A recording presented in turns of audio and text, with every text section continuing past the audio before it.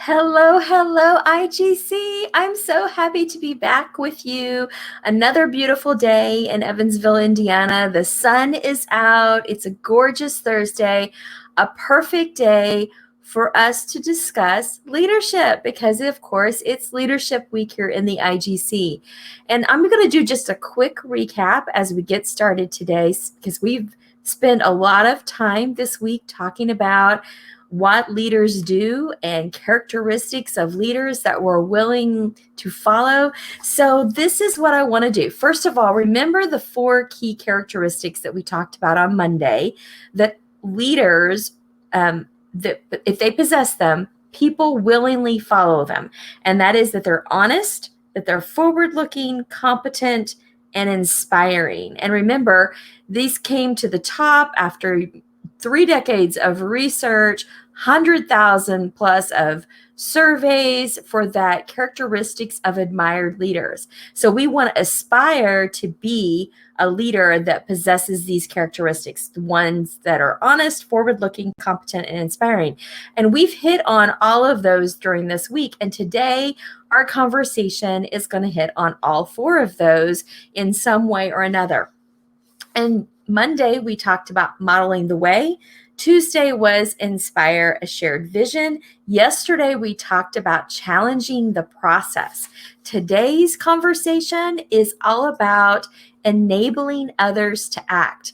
And what's really exciting is that if we can master this, we can move up that leadership levels of that John Maxwell has, that levels of leadership, the 5 levels of leadership. If you can master, enable others to act, you can potentially get to level 4, which is that area where we are people developing. And we're going to go into that a little bit more in our conversation. So let's first talk about what I feel is a prerequisite for amazing and extraordinary things to happen, and that is trust. I dropped in late last night, early this morning, this lovely tool from Brene Brown. You know, I love me some Brene Brown. You know, let's just show my hearts for Brene Brown. She is a phenomenal example of how we can, you know, she tells us and teaches us how we can lean in, become a genuine leader. And today we're going to really talk about why that is so important when we're leading a team. We need to develop that prerequisite. We need to develop trust. So she's got 7 elements of trust, but let me define trust according to Brene Brown.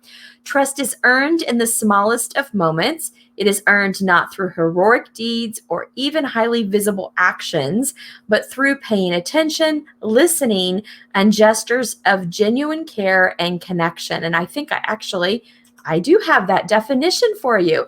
And I'm going to back up so you can actually see it. It's long. I used all the characters available in my banner. So trust is earned in the smallest of moments. And so as leaders, we have to remember that trust is going to be earned in just those teeny tiny moments of interaction and connection that we have with our people. And so that really is a prerequisite for great things to happen, because once we lay that foundation of trust, we're going to be able to see some pretty extraordinary things happen. I'm going to take that down so I can move a little bit forward to the camera again. Let's go through what I feel and what I gleaned from Kouzes and Posner is 3 of the most important things we need to keep top of mind when we are wanting to enable others to act. That first, we need to create that climate of trust. Like we just said, trust is that prerequisite. Once we get that climate created, great things can happen. And that is key. And if you start there, you will be successful as a leader, finding that connection. One of the other things that we need to do is we need to think about who we are and our knowledge sharing, our information sharing. Because when we build the knowledge of those that we lead by sharing what we're learning and how we're growing, that helps them become leaders.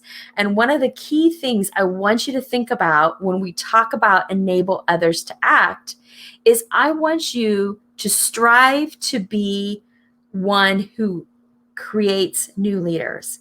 I want you to help others learn by giving them opportunities.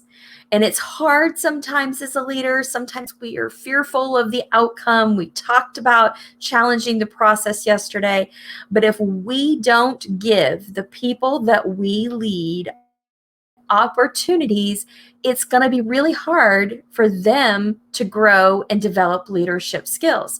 So if you set out with the end in mind of you're going to be developing the next leader within your organization, the next leader within your company, you're going to build that leadership bench. If you work from that angle, you're going to have a very successful company, because that trust by giving them that opportunity is huge, and that builds trust, and then that provides a space for, like I said, extraordinary things to happen. And like I said, John Maxwell, people development, level 4 of that 5 levels of leadership. If we don't develop people or have them in a space where they want to follow us because of the value that we add and what we do for them, then, we're going to get stalled at a leadership level that's not where we need to be. We need to strive, like I said, to actually create the next layer of leaders within our organization. So be a knowledge builder. And then I also want you to make sure when you're thinking about the opportunities that you're going to gift your people, you got to look at what their natural strengths are. And so I went digging in my giveaway box, and guess what I found? I found a copy of Strengths Builder. I love this. It's great. It's a good tool. They have some team tools as well through Gallup, through Strengths Finder. Not builder, Strengths Finder. I want you to be a strengths builder too. It's Strengths Finder so that you can actually do some really great activities with your team and understanding how your strengths complement one another. And again, this is something that we're, the strengths that we're looking for is how we can complement and work well and collaborate. And that's one of the things you need to do when you're enabling others to act, is you need to be able to foster collaboration.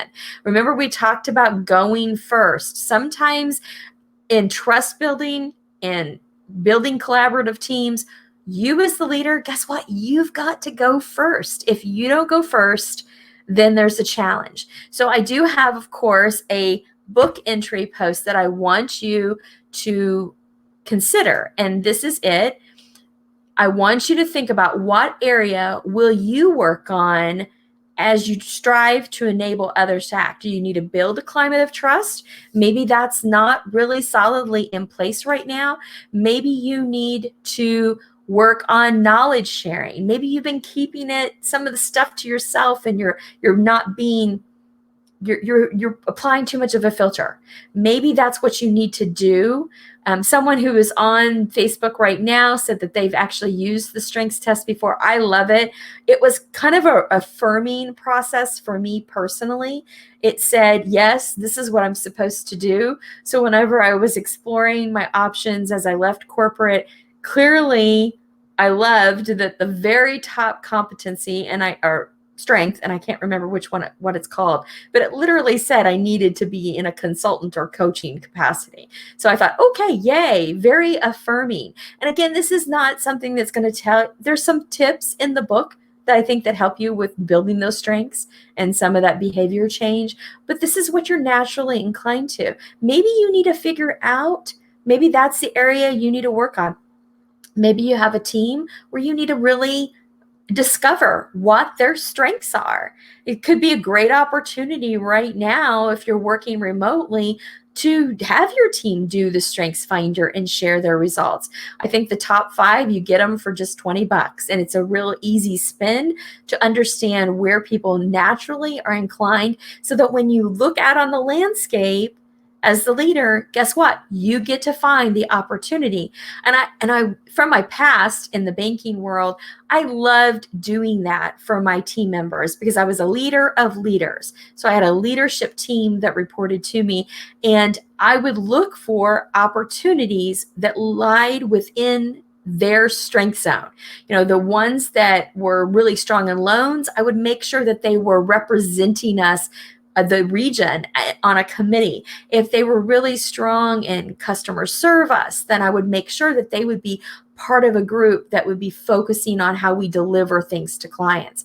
I got that opportunity as a leader to put them on committees and work groups, and that is awesome. So I have someone who's joined that says my group, and I've done the strength finders. I will work with them and give them some individual responsibilities that they can use their strengths. I know that is just like excellent and it's not like you're adding extra task. You've got to balance that out a little bit. You don't want to just say, oh, you're strong here, and so I'm going to dump stuff on you.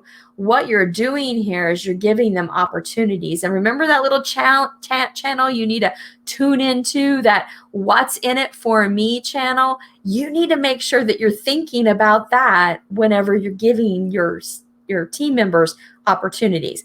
You got to help them see what's in it for them. Maybe that FaceTime with maybe an executive, or that FaceTime on a community or a committee, or just the learning that they get is going to help them get to the next level. Because remember what I said, you need to strive to be a builder or creator of leaders yourself, not just leading. You want to create that next bench of leaders. And you do that by creating trust and sharing knowledge and information and leveraging their strengths and giving them opportunities. So tomorrow we have our last session on the 5 things that leaders should do. So I hope that you join me live. I continue to keep going back to that lovely giveaway box.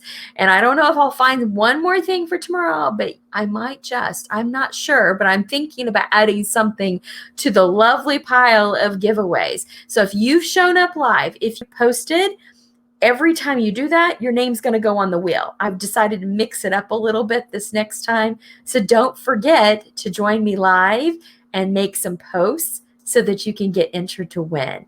Tomorrow, again, like I said, it's just one more day. We'll do a quick recap and then we'll dive right in, which is the last one. I'll go ahead and tell you what it is. It's encourage the heart. So think on those things. Think about what you could do as a leader to encourage the heart. And we'll have a great conversation on a fabulous Friday. I'll see you all tomorrow. And if you are not doing anything tomorrow before we go live, you want to come hang out with me in one of my positive plus problem solving plus possibility producing sessions. That's at 10 a.m. on Zoom. And you can get to that. I'll share that link in the feed today on Facebook. The other thing is today I still have space where you can join me for a free group coaching experience for women at 3 p.m. Central Time. So I hope you all have a fabulous Thursday. Turn it around, turn some opportunities that you have found and discovered. Give that opportunity to your team members today and enable them to act. Have a great day.